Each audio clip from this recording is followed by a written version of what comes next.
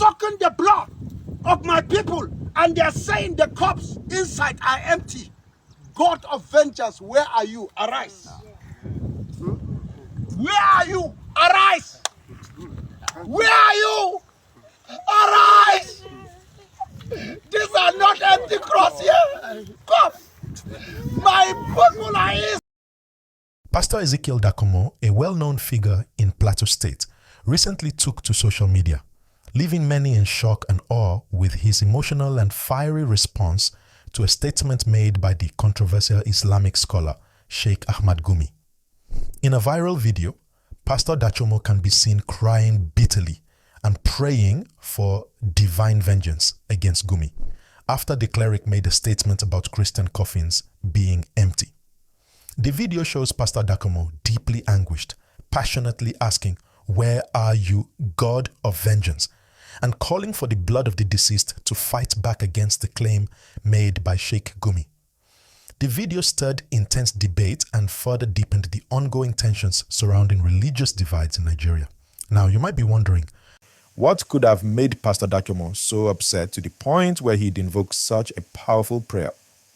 Gumi's statement was simple, but it struck a chord with many people, especially those who view such remarks as an attack on their faith. He had claimed that the coffins used in Christian burials were in fact empty, suggesting that there was something sinister behind the act, something not immediately visible to the eye. This claim immediately went viral, with various religious leaders, including Pastor Dachomo, reacting in strong ways, highlighting how deeply personal religious beliefs are, especially in a country like Nigeria, where religion is intricately tied to identity and politics. But before we dive deeper into the reactions and the controversy, let's take a moment to understand who Sheik Gumi is and why his words carry such weight. Gumi is a respected Islamic scholar, known for his outspoken views, especially when it comes to the politics of Islam and its place in Nigeria. His controversial statements about the military and even his outreach to bandits in northern Nigeria have stirred the pot on many occasions. But this statement about empty coffins, seems to have been the final straw for many. When Pastor Dachomo heard about the statement, he felt the need to address it publicly. The video of him crying out to God, asking for vengeance, quickly went viral.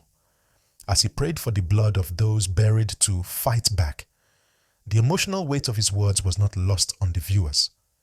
Many people saw it as a desperate cry for justice, while others questioned whether this level of anger and pain was necessary. In his video, Pastor Dachomo speaks directly to God, asking for divine intervention. He says, "You are the God of vengeance. Take vengeance. Take the vengeance." This isn't just a call for retribution. It's a call for justice for the people who have been wronged. The pastor's words resonated with many, especially those who felt that the Christian community had been unjustly targeted or disrespected. Let the blood of people who have been led in this village fight back, he says in his prayer, showing how deeply personal this issue is to him and to many people in the region. But what is the root of this anger? Gumi's words weren't just a random comment. They were a slap in the face to people who hold burial rites sacred. Death is already a heavy burden for anyone to bear. The idea that someone would call into question the very act of burying the dead by saying the coffins are empty is a deeply hurtful statement. For Pastor Dachomo and many others, it wasn't just about the empty coffins. It was about the disrespect for their beliefs, their traditions, and ultimately their dignity. As the video spread, people reacted. Some stood with Pastor Dachomo, supporting his emotional outburst and agreeing that Gumi's words were inflammatory and deeply inappropriate. Others, however, questioned the necessity of such a dramatic response. They wondered whether invoking vengeance from God was the best way to handle the situation. Couldn't the issue have been addressed with more calm and reason? This brings us to a bigger question. What role does religion play in Nigerian politics and social dynamics? Nigeria, with its deeply entrenched religious divides, is a country where statements made by religious leaders are never taken lightly. Gumi's words are not just words, they have consequences. In a country where religious identity can shape your entire worldview, this kind of statement can cause unrest, division, and even violence. Religious leaders have a massive influence on their followers. And when one says something as provocative as calling Christian coffins empty, it's bound to spark debate, anger, and in some cases, a call for retribution. Let's take a closer look at what Gumi actually said. According to his claim, Christians bury empty coffins. And there's some suggestion that these coffins aren't actually used for the deceased. His words seem to carry a hint of accusation, suggesting some form of deceit or dishonesty in the burial practices of Christians. The underlying implication, whether intentional or not, was that there's something wrong with how Christians deal with death, and that's something that people, especially the Christian community, are not willing to take lightly. Now, let's talk about the broader implications of this entire situation. Gumi's statement didn't just upset Pastor Dachomo, it upset the entire Christian community in Nigeria, especially those who believe in the sanctity of burial rites. Pastor Dachomo's emotional plea for vengeance is a reflection of how deeply people are hurt by such statements. For many, these words felt like an attack on their faith and their identity. When you add in the fact that Nigeria has a long history of religious conflict, it's easy to see why Pastor Dachomo reacted the way he did. As more people began to weigh in on the issue, the debate grew louder.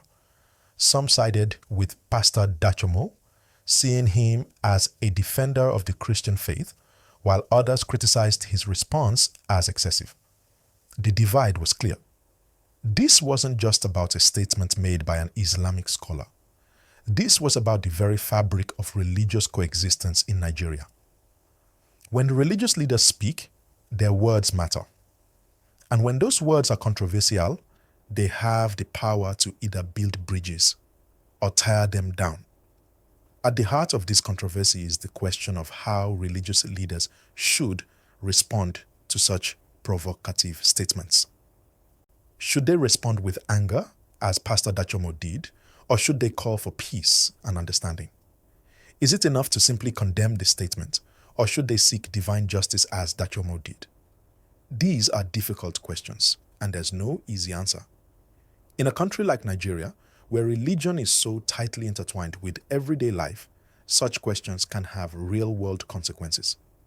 The situation is further complicated by the role of social media. The viral nature of the video made it impossible for people to ignore the situation. People saw Pastor Dachomo's response, and it quickly became a focal point for debate. On one hand, you had those who supported his call for vengeance, and on the other hand, you had those who felt that such a dramatic response was unnecessary. But the video also highlighted something else, how deeply people are connected to their faith and how ready they are to defend it when they feel it's under attack. So, where does this leave us? What can we take away from this situation? One thing is clear: religious issues in Nigeria are not something to be taken lightly. Whether it's a comment made by a prominent scholar or a pastor's emotional prayer for vengeance, these issues can escalate quickly. And while it's important to stand up for your beliefs, it's equally important to approach these matters with a sense of calm and reason.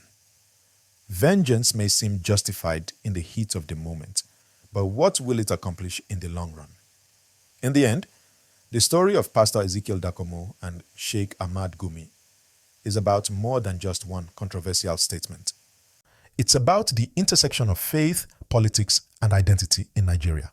It's about how words, no matter how seemingly small, can have a massive impact. It's about how religious leaders, with their influence, can either bring people together or tear them apart. The fact that Pastor Dachomo felt the need to cry out to God for vengeance also speaks to something deeply ingrained in many people's sense of justice. This wasn't just a reaction to being personally offended. It was a cry for justice on behalf of an entire community. In Pastor Dachomo's eyes, Gumi's words were more than just disrespectful. They were a direct attack on the integrity of his people. He wasn't just defending his faith, he was defending the memory of those who had passed on, the very people whose graves were now being dishonored in the eyes of some. When you think about it, The emotional intensity of his response is understandable. There's a deep connection to the concept of life after death in many religious practices, and in Christianity, burial is sacred. To suggest that the bodies of the dead are somehow not real or are being hidden in empty coffins is a severe accusation. The belief that someone would mock the dead in such a manner cuts to the heart of what many Christians believe to be a fundamental dignity for the deceased. And yet, as emotional as Pastor Dachomo's response was, it brings up the question of how we, as individuals and as a society, should react to such provocations. Should we let anger dictate our actions, or is there a more measured way to handle conflicts like these? Pastor Dachomo's call for vengeance resonates with many because it speaks to the desire for justice, especially when one feels deeply wronged. However, what might the long-term effects be if such calls for vengeance continue? Could they create more division, or could they lead to healing if approached in the right way? The more we think about it, the clearer it becomes that this issue isn't isolated to just this one incident. It's part of a much larger picture that involves questions of religious freedom, identity, and respect for one another's beliefs. In a country like Nigeria, where religion influences so much of daily life, even the smallest spark can ignite a fire. So, what's the solution? Is it about tolerance and understanding, or do we need to take a harder stance on people who speak out against others' deeply held beliefs? One thing is certain. This controversy is far from over. The discussions around it will likely continue to grow, and we may see more religious leaders, politicians, and everyday citizens weigh in on the matter. How this situation resolves itself will say a lot about where Nigeria stands on these issues. Will religious leaders use their influence to bridge gaps, or will we continue to see more instances of deep divides, each one fueled by a single inflammatory remark? This is where the role of the media becomes crucial. With so many people reacting to this controversy, it's important to look at how the media handles stories like this. Are they fueling the fire, or are they helping to cool things down? The way these stories are reported has a significant impact on how they're received by the public. And given the power of social media today, where news can spread in an instant, the responsibility of the media has never been greater. For now, it's clear that this issue has struck a chord with a lot of people. The emotional response from Pastor Dachomo is a reflection of the pain and hurt that many Nigerians are feeling when it comes to religious tension. Whether you agree with his actions or not, it's impossible to ignore the deep sense of injustice that has been felt. This isn't just about one man's words, it's about a larger conversation that needs to happen. How do we, as a society, navigate these tricky waters and ensure that we're fostering respect and understanding between all religious communities? As we continue to see reactions to this event unfold, let's keep the conversation going. What do you think? Do you think Pastor Dachomo's response was justified, or was there a better way to handle it? And what do you think should be done to prevent similar incidents from happening in the future? If you've enjoyed this discussion and want to see more insightful videos like this, don't forget to like, share, and subscribe to the channel. Let's keep the conversation going in the comments below. I'd love to hear your thoughts on this issue and how you think we can move forward as a society. Until next time, stay safe, stay informed, and keep questioning the world around you.